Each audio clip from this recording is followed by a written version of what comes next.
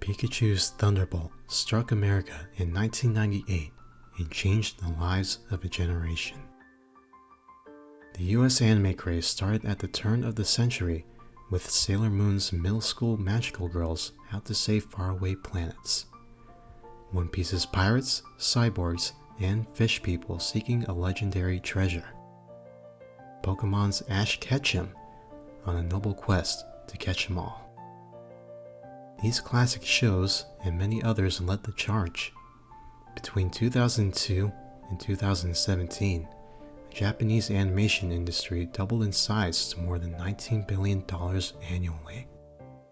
One of the most influential and renowned anime, Neon Genesis Evangelion, finally debuted on Netflix this month, marking the end of years of anticipation and a new pinnacle in anime's global reach. But anime's outward success conceals a disturbing underlying economic reality. Many of the animators behind the on-screen magic are broke and face working conditions that can lead to burnout and even suicide. The tension between a ruthless industry structure and anime's artistic idealism forces animators to suffer exploitation for the sake of art, with no solution in sight. Anime is almost entirely drawn by hand. It takes skill to create hand-drawn animation and experience to do it quickly. Shingo Adachi, an animator and character designer for Sword Art Online, a popular anime TV series, said the talent shortage is a serious ongoing problem. With nearly 200 animated TV series alone made in Japan each year, there aren't enough skilled animators to go around. Instead, studios rely on a large pool of essentially unpaid freelancers who are passionate about anime. At the entry level are in-between animators, who are usually freelancers. They're the ones who make all the individual drawings after the top-level directors come with the storyboards, and the middle-tier key animators draw the important frames in each scene. In-between animators earn around 200 yen per drawing, less than $2. That wouldn't be so bad if each artist could crank out 200 drawings a day, but a single drawing can take more than an hour. That's not to mention anime's meticulous attention to detail that are by and large ignored by animation in the West, like food, architecture, and landscape, which can take 4 or 5 times longer than average to draw. Even if you move up the ladder and become a keyframe animator, you won't earn much, Adachi said. And even if your title is a huge hit, like Attack on Titan, you won't make any of it. It's a structural problem in the anime industry. There's no dream job as an animator. Working conditions are grim. Animators often fall asleep at their desks. Henry Thurlow, an American animator living and working in Japan, told BuzzFeed News he has been hospitalized multiple times due to illness brought on by exhaustion. One studio, Madhouse, was recently accused of violating labor code. Employees were working nearly 400 hours per month and went 37 consecutive days without a single day off. A male animator's 2014 suicide was classified as a work-related incident after investigators found he had worked more than 600 hours in the month leading up to his death.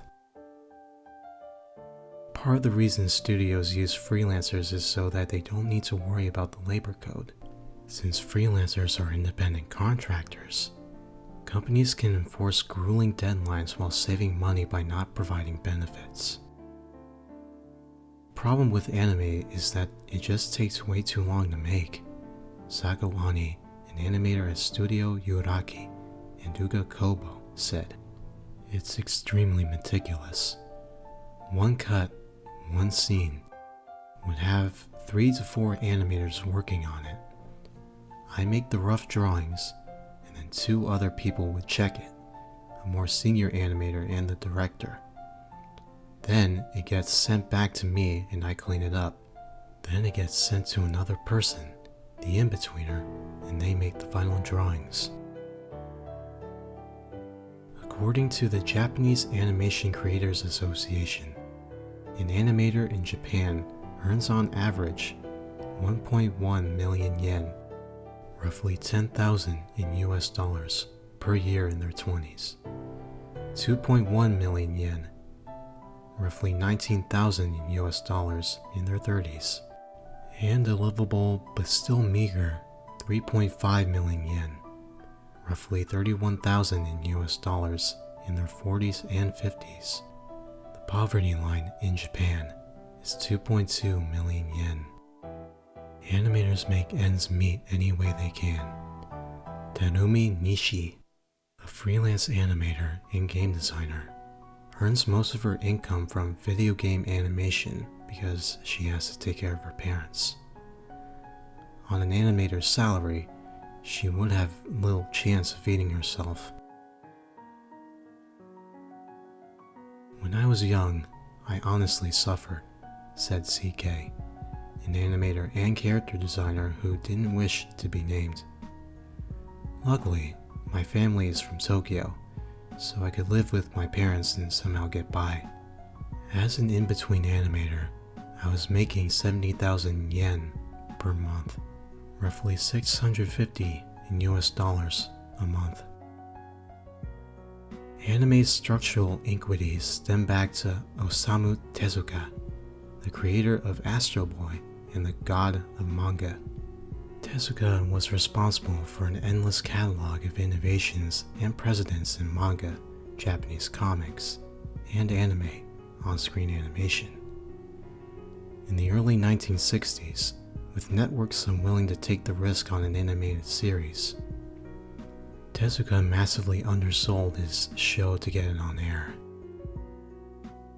Basically, Tezuka and his company were going to take a loss for the actual show, said Michael Crandall, an assistant professor of Japanese studies at Leiden University. They planned to make up for the loss of Astro Boy toys and figures and merchandise and branded candy. But because that particular scenario worked for Tezuka and the broadcasters, it became the status quo. Tezuka's company made up the deficit, and the show was a success, but he unknowingly set a dangerous precedent, making it impossible for those who followed in his footsteps to earn a living wage. Diane Way Lewis points out in a recent study that women, who often worked on animation from home, were especially vulnerable to exploitation and paid even less. Nowadays, when production committees set the budget for shows, there's a long-established precedent to keep costs low. The revenue is divided up among the television networks, manga publishers, and toy companies. The parent companies make money from the merchandising tie-ins, Crandall said. But the budget for the rank and file animators is separate. These prices are so ridiculous because they're still based on what Tezuka came up with, said Thurlow. And back then, the drawings were very simple. You had a circle head and dot eyes, and maybe you can draw an in-between in 10 minutes. I could earn some money at that base. But Japanese anime, now one drawing is so detailed. You've worked for an hour for $2. Thurlow added that there is an expectation that you quit when you get married. Because if you're married, you need to spend some time with your spouse.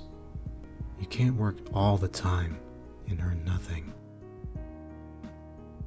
The artistic results do not disappoint. The 2016 anime film, Your Name, a charming body swap romance that became anime's biggest box office success, features a catalog of gorgeously rendered landscapes worthy of an art gallery. The depictions of the food alone are worthy of a top 10 foods in Tokyo listicle. Oily ramen with pork and boiled egg, fluffy pancakes drizzled with syrup and generously topped with pineapple and peach, A handmade bento box full of neatly rolled sweet Japanese omelet, sausages, ripe cherry tomatoes, and pickled plum. Crandall pointed out that you can identify every background in your name as an actual building or place in Tokyo. Artistry is one appeal of anime. Ian Condry identifies several others in his book, The Soul of Anime. Adult themes, graphic content, innovative genreless fusion such as Samurai Champloo's Samurai Hip Hop remix, and anime's democratic spirit, where fans participate in making art through fan subtitles, fan art, and fanfiction. Historically, merchandising created more revenue than TV or movies. But as the popularity of anime has skyrocketed overseas, anime itself makes up a much larger portion of the revenue. Overseas video alone accounted for about half of global revenue in 2017. Yet the stingy budgets and unlivable wages remain. When Western companies like Netflix enter the market, they get to pay the dirt cheap, long-established Japanese prices. TV stations, merchandise companies, and foreign streaming services walk away with the profits, leaving not only individual animators struggling, but entire studios scraping by on shoestring budgets. The solution is not as simple as animators demanding higher salaries. A 2016 Teikoku Databank report revealed that revenue is down 40% over 10 years for 230 mainstay Japanese animation studios. In order to achieve further development of the animation industry, there is an urgent need to improve the economic base of animators and radically reform the profit structure of the entire industry, the report stated. As the founder of a small studio, Dart Shitagio, Thurlow explained that mandating higher salaries without a greater change in industry structure would cause his and most other studios to go bankrupt due to budgetary constraints. The industry would consolidate into big anime, a world where a few mega studios produce Hollywood-style hits, with mass marketing and generic content tailored to the lowest common denominator. With low-level animators pushed out of work, the creative, passionate spirit of anime would rot away.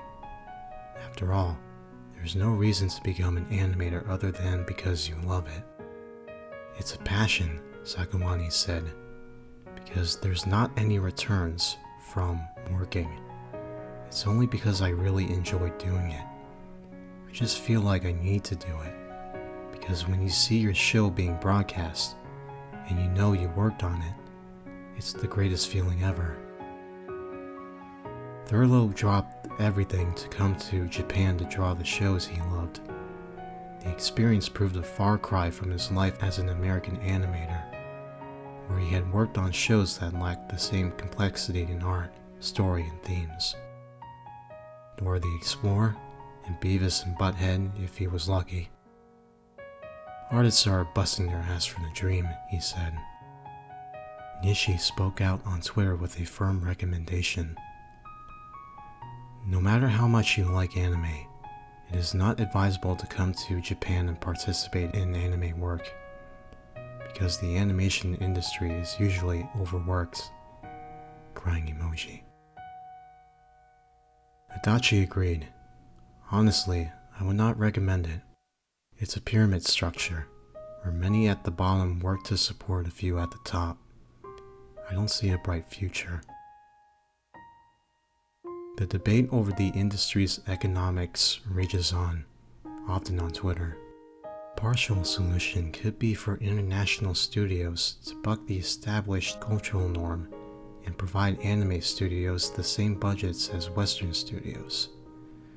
Another model could be allowing animators to retain the rights to their drawings and earn royalties.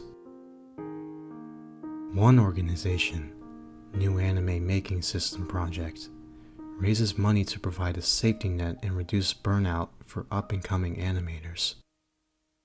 The project has provided affordable housing for animators who have gone on to direct parts of Naruto, Attack on Titan, and other top-of-the-line anime. Jun Sugawara, the founder of the project, said he started the project as a graphic designer who wanted to support fellow artists. It takes genius to create beautiful hand-drawn animation, and animators' skills are not valued, he said. The organization is expanding with the Anime Grand Prix, a contest for crowd-funded short anime films and music videos commissioned on a living wage. Animators are bearing a nearly intolerable burden for the sake of beautifully hand-drawn television. For the sake of fluffy pancakes, lush sunset landscapes, and adventures across time, space, genre, and culture. For everything you watch and love, animators pay the price, yet they draw on. CK spent a few years growing up in England due to his father's job. With no English to speak of, he spent his days drawing manga, flipping the pages in his notebook between his forefinger and thumb, watching the drawings come alive. I can never forget that feeling, he said. When you animate a still character on a page, you can see them move, laugh, cry, get angry. That's the charm of animation. When I see my hand-drawn work shared and seen not just in my country, but around the world, I feel happiness.